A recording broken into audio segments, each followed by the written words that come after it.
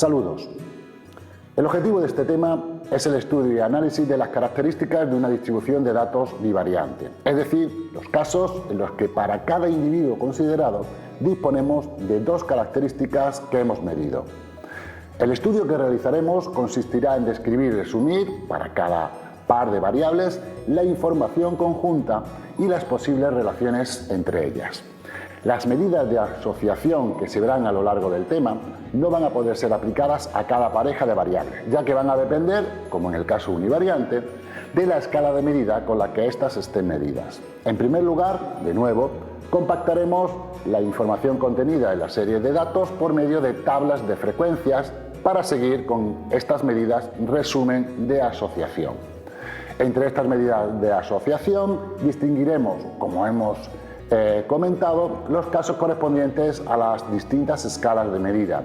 Así veremos medidas de asociación para variables en escala nominal, para variables en escala ordinal y para variables en escala numérica.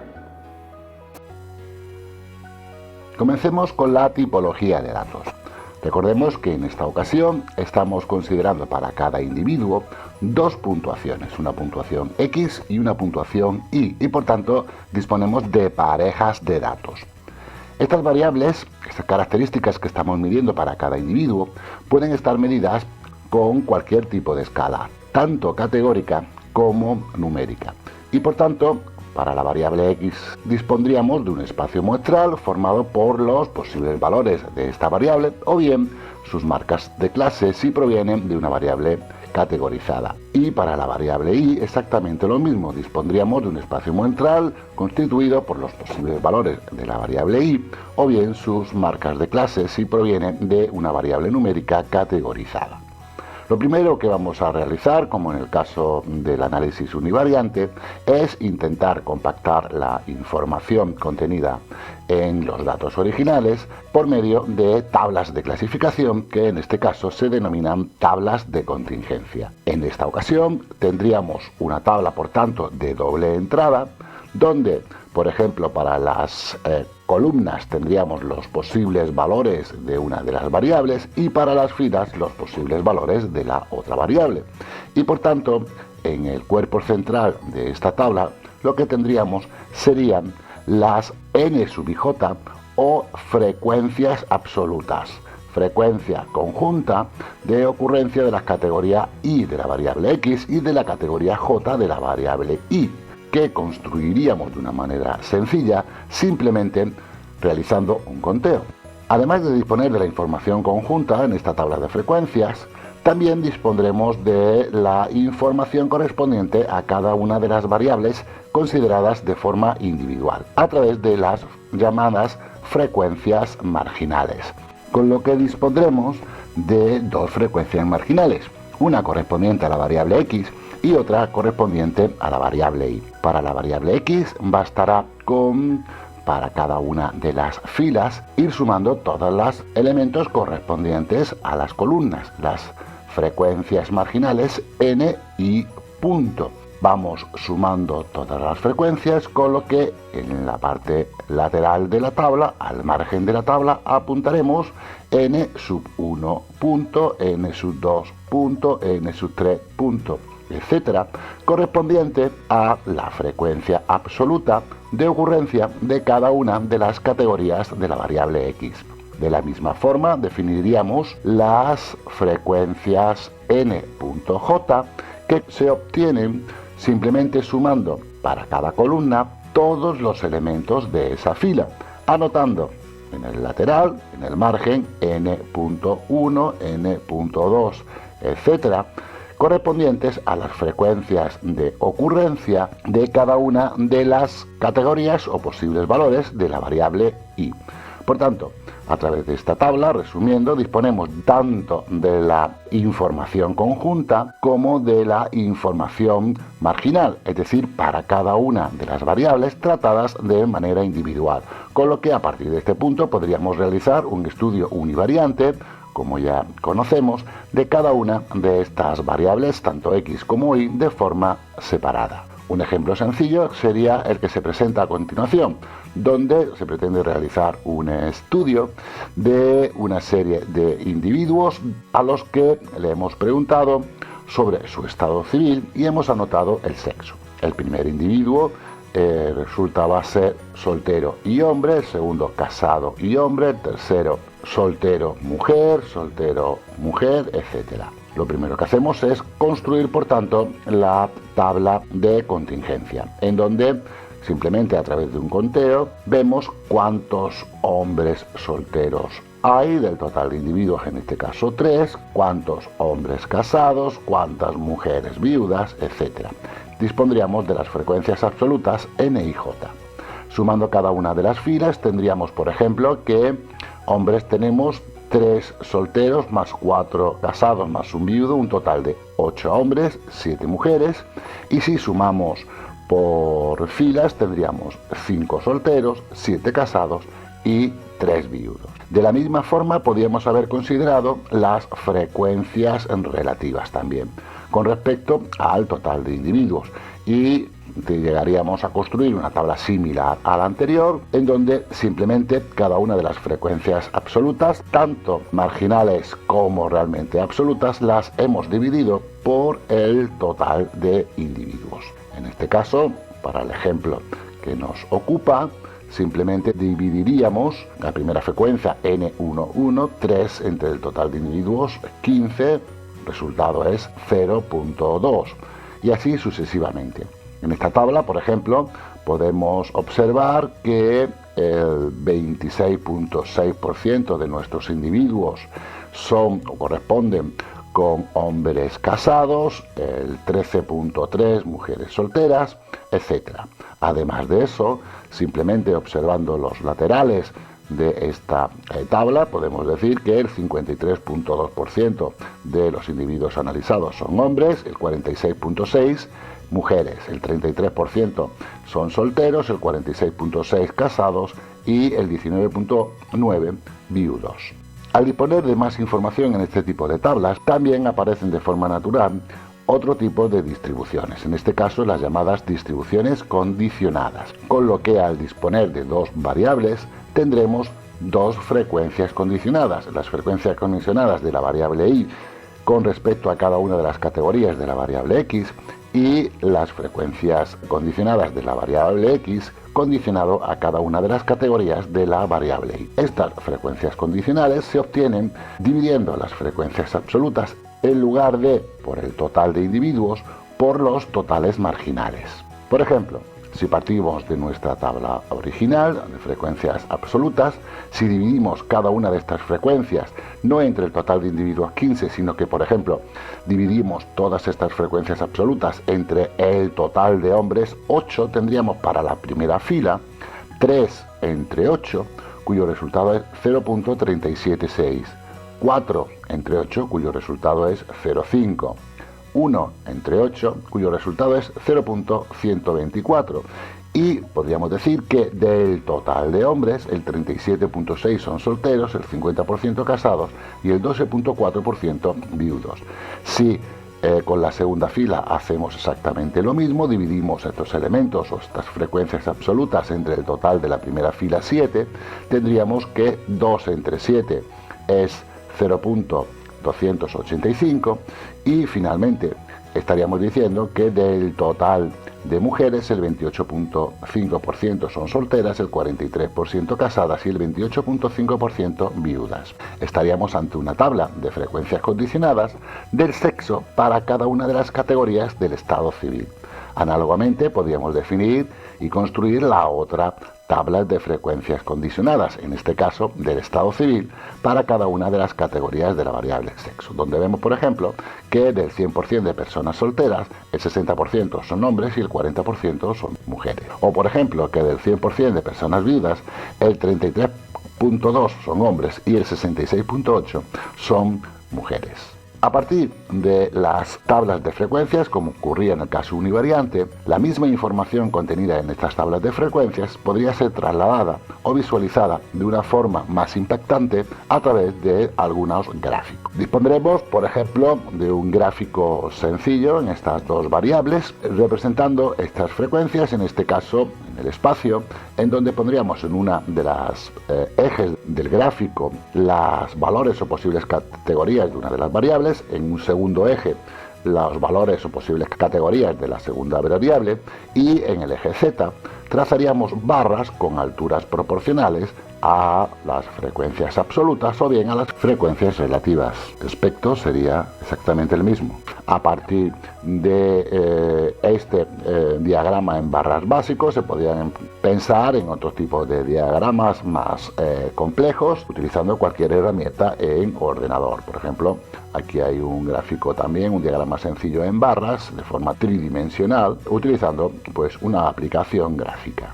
El siguiente tipo de gráficos que podemos utilizar, que de hecho se utilizan en el análisis de variantes, son los llamados gráficos de perfil, que consisten en representar mediante unas líneas las frecuencias condicionadas de una variable con respecto a la otra. En nuestro caso, estaríamos representando los perfiles de la variable estado civil para cada una de las categorías del sexo, hombres o mujeres, donde simplemente para cada una de estas categorías, por ejemplo la del hombre, marcamos sobre un eje de coordenadas las frecuencias y unimos estos puntos. Por ejemplo, para los hombres el 37.6 son solteros, el 50% son casados y el 12.4% son viudos. Trazaríamos una línea que une estos puntos y tendríamos el perfil para los hombres. De la misma forma podríamos trazar el perfil para las mujeres. Con la otra tabla de frecuencias condicionadas podríamos también representar los otros perfiles, en este caso los perfiles de la variable sexo para cada una de las categorías del estado civil. Vemos cómo hombres y las mujeres evolucionan de forma parecida para los solteros y los casados, sin embargo hay una diferencia sustancial en cuanto a las personas viudas. Lo mismo se podía observar en el otro gráfico. Esto es indicativo, tendríamos que corroborarlo posteriormente, de una posible relación entre estas dos variables. Es decir, siempre que detectemos algún cruce en los perfiles, cabe sospechar esa posible asociación entre las dos variables. Una vez compactada la información y haber extraído información útil sobre nuestros datos, vamos a comenzar a analizar algunas medidas de asociación. Vamos a analizar si nuestras variables se pueden considerar relacionadas o independientes y el grado de asociación existente entre ellos, es decir, si hay una asociación fuerte o no. Comencemos con las variables que están medidas en una escala nominal y para ello vamos a definir un nuevo tipo de frecuencias, las llamadas frecuencias esperadas absolutas en el caso de que nuestras variables no estén relacionadas, es decir, que se presente una ausencia de asociación. Partimos de esa hipótesis previa. Estas frecuencias absolutas esperadas se obtienen multiplicando las respectivas marginales y dividiéndolas por el total de individuos. A partir de aquí definimos el coeficiente chi cuadrado de Pearson como la suma en toda la tabla, es decir, considerando tanto las filas como las columnas, del cociente entre las frecuencias absolutas menos las frecuencias esperadas elevadas al cuadrado dividido por las frecuencias esperadas. Esta diferencia entre las frecuencias absolutas y las frecuencias esperadas también se suelen denominar residuos E sub ij. Es un coeficiente, por tanto, que si tiene un valor próximo a cero sería indicativo de que las frecuencias absolutas n y j se parecen mucho a las frecuencias esperadas en el caso de ausencia, y en el momento que estas diferencias sean más grandes, el coeficiente tomará un valor mayor, por tanto, indicativo de que nuestra hipótesis de partida no se puede sostener y concluiríamos estableciendo que existe relación entre nuestras variables. Este coeficiente chi cuadrado de Pearson tiene unos valores mínimos, 0 en el caso de ausencia de asociación, es decir, todas las frecuencias absolutas coinciden con las frecuencias esperadas, y un máximo valor que coincide con el producto n por t, donde n es el número de individuos y t es el valor mínimo entre el número de filas -1, r-1, y el número de columnas -1,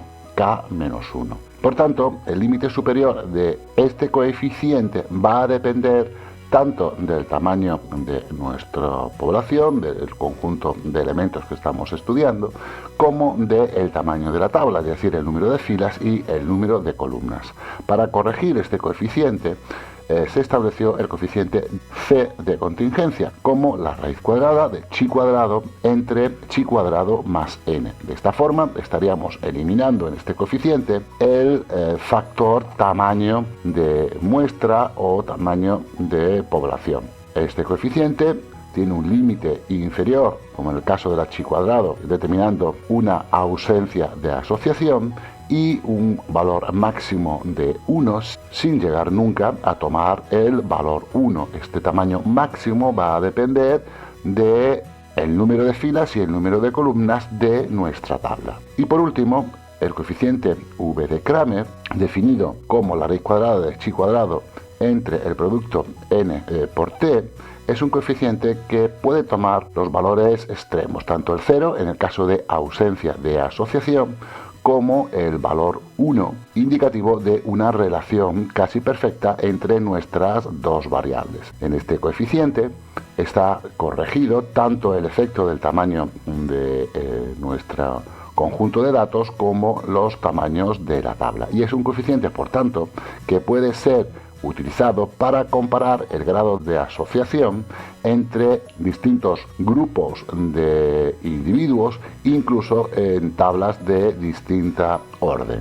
A modo de ejemplo, vamos a continuar con la tabla de contingencia que hemos considerado durante todo el tema y vamos a obtener el coeficiente chi cuadrado de Pearson. Para ello, lo primero que tendremos que obtener son las denominadas frecuencias esperadas bajo el supuesto de ausencia de asociación, es decir, independencia entre nuestras dos variables, como el producto de las respectivas marginales entre el número de individuos. Para nuestro caso, la primera frecuencia esperada, la 1, 1, se obtendría multiplicando la marginal 8 correspondiente a la primera fila por la marginal 5 correspondiente a la primera columna y dividido entre el total de individuos, 15. La segunda frecuencia esperada, la 1, 2, multiplicaríamos la primera marginal 8 por la marginal correspondiente a la segunda columna, 7, y dividiríamos entre 15. Y así construiríamos toda la tabla de frecuencias esperadas, tanto las absolutas como las marginales. El siguiente paso es calcular los residuos, como la diferencia entre las frecuencias observadas y las frecuencias esperadas. Y vemos que todos los residuos son distintos de 0. Esto nos está indicando que hay frecuencias observadas distintas de las frecuencias esperadas. Y por tanto, ya desde este punto podemos decir que la hipótesis de independencia no se sostiene y concluimos en que hay relación entre las variables. Para conocer el grado de asociación, es decir, si esa asociación es fuerte o es débil, continuamos calculando el coeficiente chi cuadrado. Construíamos una nueva tabla donde hemos dividido cada residuo al cuadrado entre su frecuencia esperada para finalmente sumar todos estos valores y obtener un valor de chi cuadrado de 0,59. 0,59 es distinto de 0, por tanto hay asociación. Vamos a ver hasta qué punto esa asociación es fuerte o débil. Para ello, lo que tenemos que hacer es comparar este valor 0,59 con el máximo valor posible de chi cuadrado, que recordemos que era el producto n por t. En nuestro caso sería n 15 y t sería el mínimo entre el número de filas -1, 2 menos 1, y el número de columnas menos 1, 3 menos 1. Este mínimo es 1 y por tanto el máximo valor que puede tomar chi cuadrado es 15. Con lo que podemos concluir que efectivamente hay cierto grado de asociación en nuestras variables, pero esa asociación es muy pequeña. 0,59 es muy pequeño comparado con el valor máximo 15. Si calculamos el resto de coeficientes, el coeficiente C de contingencia, también un valor de 0.195, distinto de 0, por tanto hay asociación, pero muy lejano del valor máximo 1, por tanto esa asociación es una asociación débil. La misma conclusión obtendríamos con la V de Kramer, 0.198, mucho más cercano a 0 que al valor máximo 1. Este coeficiente V de Kramer tiene la ventaja de que nos puede servir, y sería el único coeficiente para ello, para comparar tablas de distinto orden o incluso conjuntos de individuos distintos. Continuamos estableciendo algunas medidas en el mismo sentido que antes, pero en esta ocasión para variables medidas en una escala ordinal. Vamos a definir los llamados coeficientes predictivos lambda, que miden el poder predictivo de una variable conocidas las categorías de la otra. Y por tanto vamos a poder disponer de dos coeficientes predictivos. Un coeficiente predictivo y conocidas las categorías de x, y un coeficiente predictivo x conocidas las categorías de y.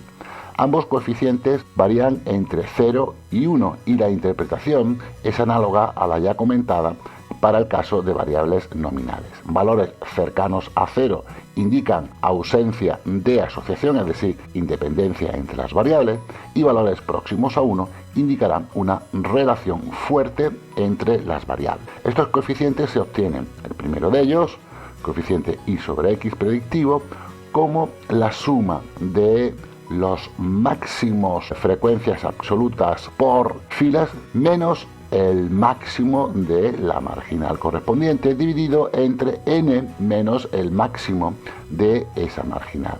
Y de forma análoga para las columnas con el coeficiente predictivo x sobre y. Veamos un ejemplo que aclare esto. Calculamos el primer coeficiente predictivo para y sobre x, en el que establecíamos que se obtenía como la suma de las puntuaciones máximas de las frecuencias absolutas por filas. El máximo de la primera fila sería 4, más el máximo de la segunda 3, menos el máximo de la marginal correspondiente a la fila, que en este caso sería 7. Y lo dividimos entre n, número de individuos 15, menos ese máximo marginal 7. Obtendríamos un valor 0, indicativo que la variable x, el sexo, no tiene ningún poder predictivo sobre la variable y, estado civil. La otra marginal la obtendríamos, en este caso, sumando los máximos por columnas, máximo de la primera columna 3, máximo de la segunda columna 4, máximo de la tercera columna 2,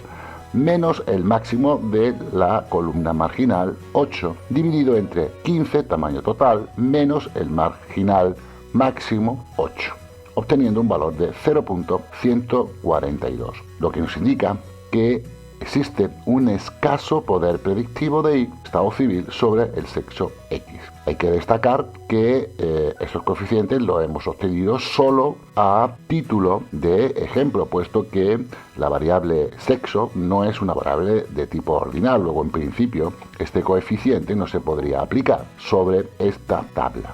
Y por último, consideremos el caso en que nuestras variables vienen medidas en una escala numérica. Antes de definir un coeficiente que relacione nuestras variables, definimos un nuevo concepto, el concepto de covarianza, que mide cómo varían las variables conjuntamente respecto a su media o centro de gravedad, que sería el punto x media menos y media, es decir, sería un promedio de las distancias que hay de cada punto x sub y a su media, cada valor y sub y menos su media, que se puede utilizar la fórmula operativa que reduce el volumen de cálculos como 1 partido por n, la suma de los productos x sub y por y sub y menos el producto de las medias, y utilizaríamos la correspondiente corrección en el caso de disponer de una tabla de frecuencias. A partir de este coeficiente de covarianza, como varían conjuntamente, se define el coeficiente de correlación, también llamado de Pearson, R sub xi, como el cociente entre la covarianza y el producto de las desviaciones típicas. Este coeficiente es un coeficiente que mide el grado de relación lineal entre dos variables. Si toma valores próximos a 1, es indicativo de que hay una relación fuerte y positiva entre las variables, y si toma valores próximos a menos 1, es indicativo de que también existe una relación fuerte entre las variables, pero en este caso negativa, es decir, una relación decreciente. Cuando una variable crece, la otra decrece. Por ejemplo, supongamos que tenemos los datos correspondientes a las calificaciones de una serie de alumnos junto con las horas que han dedicado a preparar la prueba, simplemente representando esos datos en un eje de ordenadas. Vemos lo que se denomina la nube de puntos, que nos hace visualizar que los valores, las variables, están relacionadas a través de un modelo lineal creciente. Cuando crecen los valores de una variable, crece también los valores de la otra variable, es decir, a mayor número de horas de estudio, mayor calificación se obtiene, como cabría esperar. Esta nube de puntos, esa visualización de la relación entre las dos variables, queda plasmada a partir del coeficiente de correlación de Pearson, que en nuestro caso es del orden de 0.92, como podemos comprobar, muy cercano a su extremo 1. Hay que indicar también que valores próximos a 0 no serían indicativos de ausencia de relación entre las variables. Lo único que nos estaría indicando ese valor cercano a 0 del coeficiente de correlación lineal es que no hay una relación lineal entre esas dos variables, pero podría existir otro tipo de relación a través de otro modelo, ya no lineal, por ejemplo, parabólico, exponencial, etc. Y para finalizar, quiero insistir de nuevo en la importancia de una representación tan sencilla como una nube de puntos, ya que nos proporciona muy buena información sobre si dos variables de tipo numérico van a estar relacionadas, e incluso el modelo matemático que es capaz de modelizar estas relaciones. En este primer caso, la representación gráfica indica una relación lineal creciente entre las dos variables, y por tanto podríamos hablar de una asociación muy buena entre las dos. La siguiente situación muestra también una relación entre las variables, pero de este tipo es una relación funcional de carácter monótono. También en esta ocasión de tipo creciente, pero insisto, se visualiza una relación entre las dos variables. Cuando aumentan los valores de una variable, también aumentan los valores de la otra variable. En esta tercera representación se presenta una relación que no es de tipo lineal, pero que se podría modelizar, por ejemplo, con un polinomio de grado 4. También podemos deducir que hay una relación fuerte entre las dos variables consideradas, pero en este caso posiblemente el coeficiente de correlación lineal tendría un valor cercano a 0. Y por último, cuando los puntos están distribuidos por el plano de una manera completamente aleatoria, es el carácter indicativo de que hay una ausencia total de relación entre los datos.